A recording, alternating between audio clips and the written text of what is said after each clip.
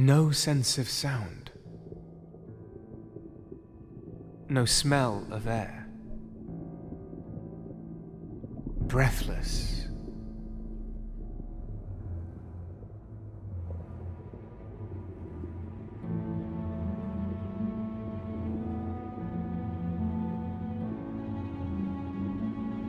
I drifted among faceless shapes, without a clear distinction of form. Blinded.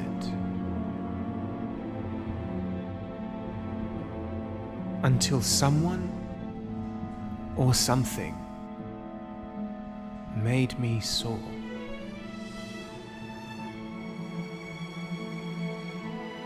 Higher and higher still I went.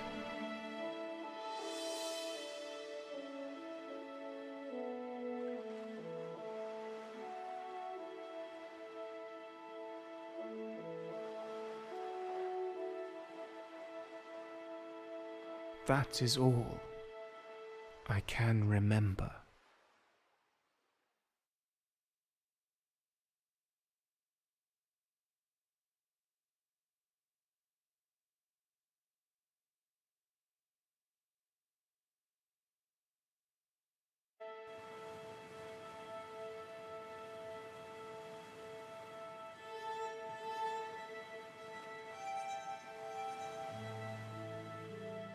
I don't believe you. Now sit down.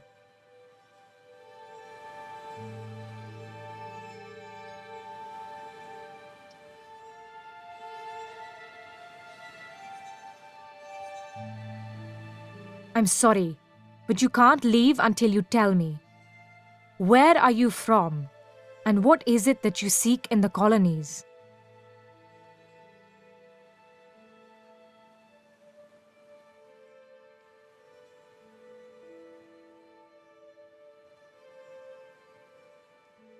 I was born in the colonies, and I was hoping to find a home here. But so far, the welcome has been somewhat lukewarm. Do you or do you not swear allegiance to the Lord Protector as a servant of his protectorate?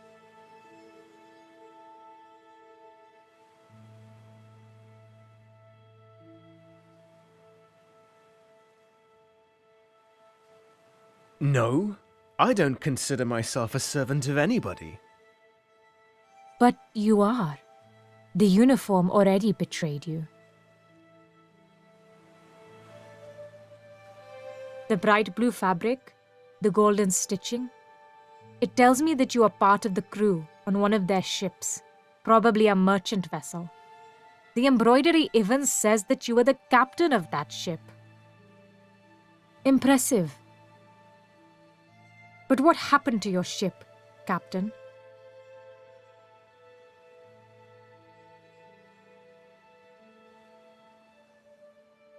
I'm sorry, I'm getting really tired. I'd like to take some rest. We can talk later. Are you trying to buy time? That's not going to work.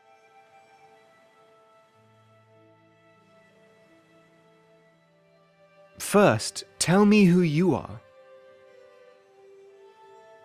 I am the Rani, and you can address me as such.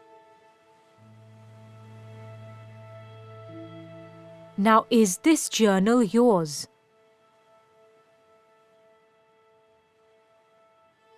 Where did you get that? Who gave that to you? It says Devon Rensburg inside. Is that you? All right, I'm Devon Rensburg. And yes, that is mine. I already know it's yours. I'll give it back to you, once you've enlightened me on its contents. Now read it for me. And remember, I expect the truth.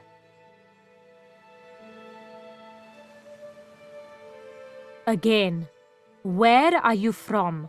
And what is it that you seek in the colonies?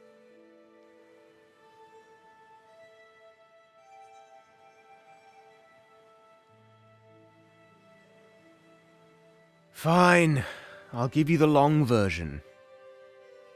It's not like I have any choice.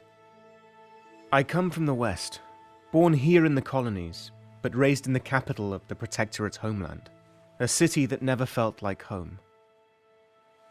I never connected with its people. I was always the outsider. So I decided to leave that place, in search of my roots. I had heard about someone in the harbour recruiting men for a merchant ship sailing to the east. It was a standard trading mission along the Indigo route. I had never worked on a ship before, but enlisting in the merchant navy was the only way for me to acquire passage across the sea. So that's what I did. The recruiter, Aaron Ludlow was his name, took me in a rowing boat out of the harbour.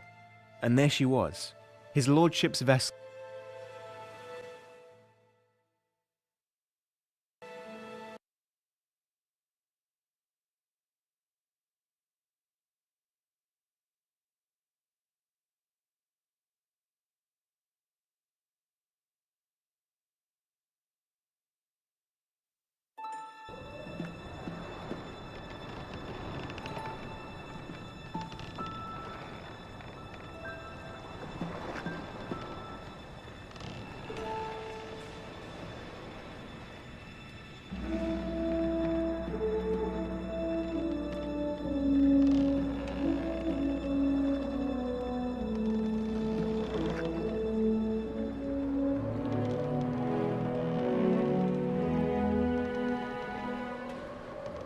By God, Ludlow, have you read this? No, sir, I haven't. Your people seem to be causing a lot of unrest in the colonies lately. My people, sir? Well, you know. I don't know, sir. The indigo farmers. They claim the trade does not benefit them enough. They accuse the Lord Protector of abuse of power and demand fairer wages. The local regent has yet to respond, but I fear he will cave in to the pressure. Is that why we have the politician on board? Yes. Senator Morton is the regent's brother-in-law, and he's going to help him with the complex politics of this affair. He's also accompanying the regent's daughter safely back to the colonies. Remember to treat both of them with respect. Sir. Is there anything else you brought from shore? Well, apart from the new recruit, a letter, sir, addressed to Senator Morton. Well, what are you waiting for? Give it to me. But, sir, it's not your... My ship, my rules, Ludlow. You know this. Besides, I don't think Mr. Morton has anything to hide from me. He better not. May I remind you he is a Protectorate official, sir? And so am I. You there. What do you think, boy? Should I open the letter or not?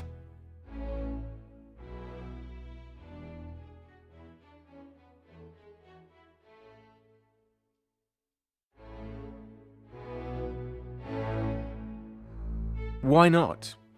It's your ship, your rules, sir. Exactly. Ludlow, you should take an example from Mr.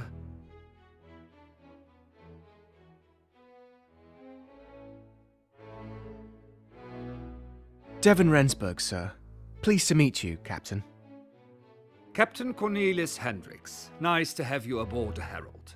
Rensburg. I assume you understand that there are rules here. Officer Ludlow will give you the lowdown on them during your tour of the ship. Sir, I have other... But first, Ludlow, I'd like you to find Senator Morton and send him here. I need to talk to him about this letter of his. Be quick about it. I'll send Rensburg after you in a moment. Yes, sir. Be sure to see me on deck, Devon. So then, Rensburg, I take it you must be returning home to your family?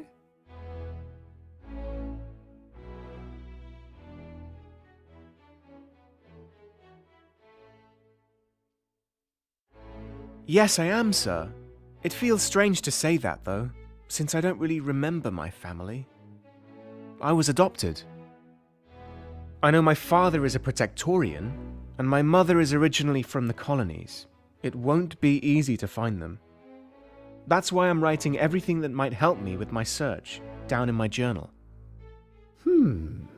Yes. Yes, I see. Well, you should look at my globe then, Rensburg. As you see, the colonies are very big. You should write it in your journal. Well, off you go to your tour of the ship. Have a nice evening.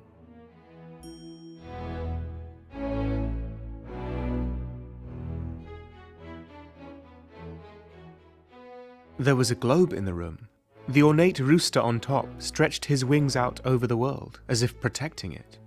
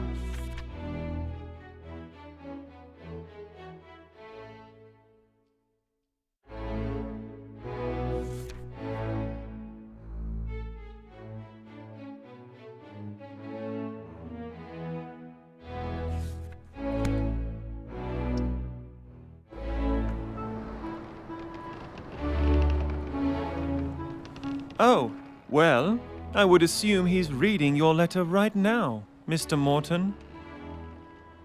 I sincerely hope you're joking. No, on the contrary, sir. At sea, the captain makes his own rules. As far as I can tell, our captain is king on the Herald, sir. The crew his loyal subjects. Officer, there are several reasons why the people got rid of the king back in the day. This is precisely the sort of thing that led us to abolish the monarchy. I'm going to have a word with Captain Hendricks now. Please carry on.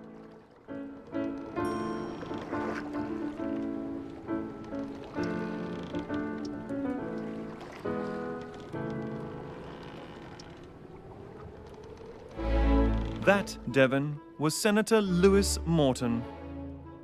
Did you see the look on his face when I told him the captain opened his letter? Pure agony.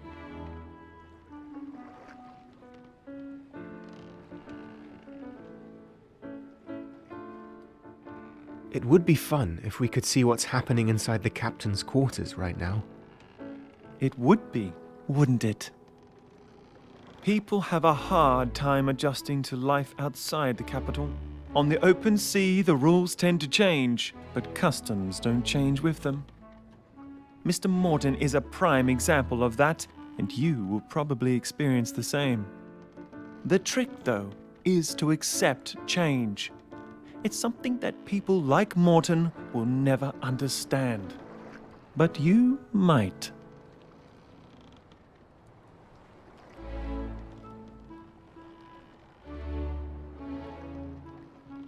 If there's anything I want, then it's change. To finally be able to do things differently for a while. I'm done with the old rules. There's a reason I picked you from the lot.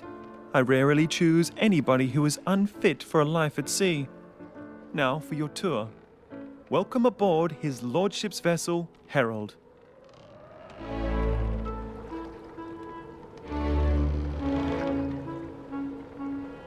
A Cromwellian-class Protectorate clipper launched in 1851.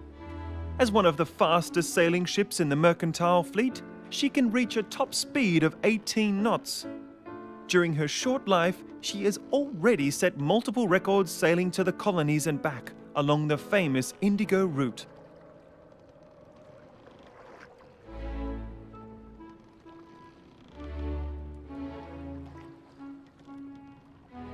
What records did she break?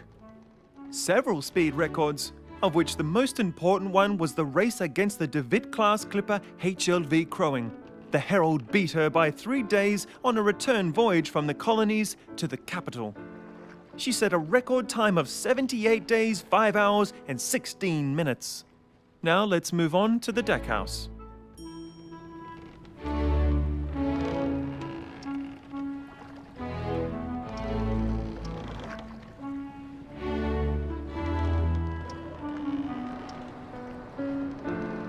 The Cromwellian-class ship type is named after one of the Protectorate's founding fathers, Oliver Cromwell. These ships are merchant clippers, built with trade in mind. Making money is their sole purpose. The Herald is an indigo clipper, which means she mainly takes shipments of indigo powder to the Protectorate homeland. With this powder, we make the paint that coats the hulls of our ships, and the dye that gives the fabric of our clothes its bright blue hue.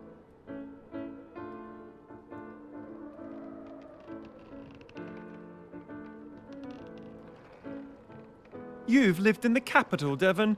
Never noticed the rooftops of its buildings or the clothes of its people? Everything has been colored blue there. The color blue touches on much that the Protectorate holds dear. And indigo is made from a plant that produces the only known blue dye that withstands heavy wear.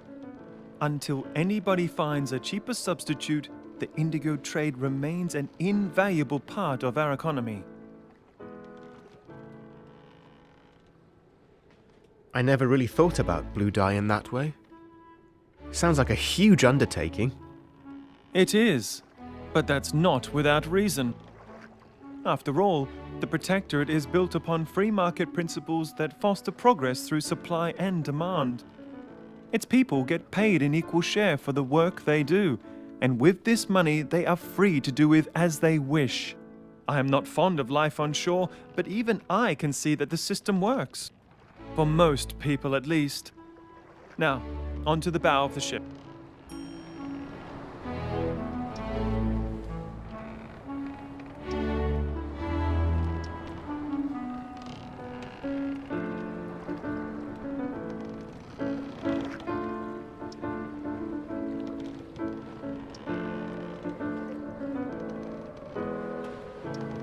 There was one particular corner on the main deck where the captain couldn't see you from the poop or front deck.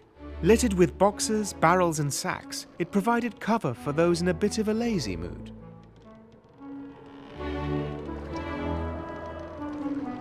We are standing on the weather deck right now, where you will work every day ensuring the safe passage to the colonies. You will be tasked with tying the knots, reefing the sails, and swabbing the decks. There will be no talking to first-class passengers, no idling around the ship at night, no begging, no fighting, no stealing, and most of all, don't get caught trespassing. Now that sounds like a lot for you to worry about, right?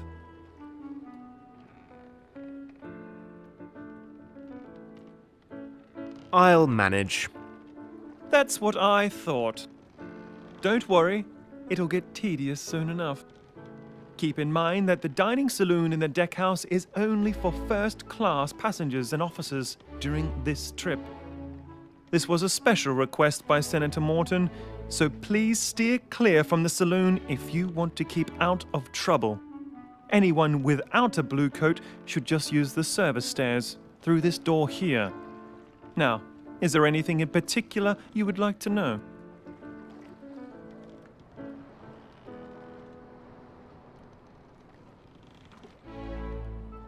What if I wanted a blue coat? Where do I get one? You'll have to earn one. The captain is an honest man. He'll reward hard work.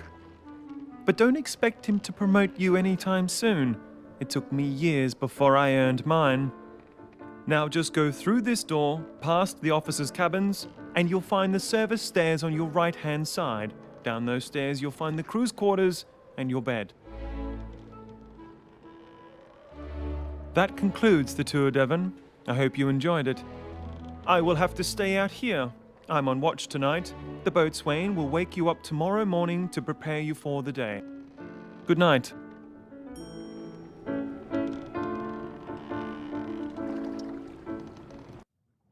But I don't want to.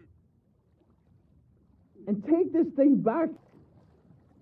But Ian, it's a gift. I don't need it. I don't need any of this. I'm...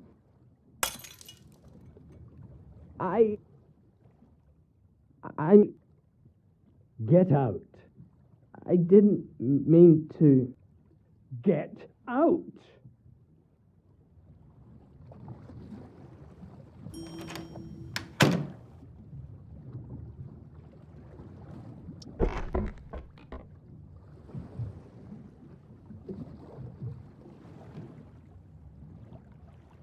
I know you are out there, and even though Mother taught me to address you properly, I know your language is different from ours. Please, hear my prayer. Listen to my heart.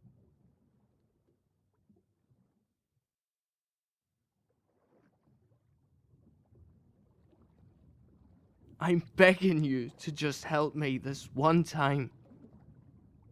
I want you to see my struggle with the life you chose for me. I feel trapped, and I see no way out. You are the only one I can turn to. Please, tell me what to do. Give me a sign. It was getting late. I had to go to bed.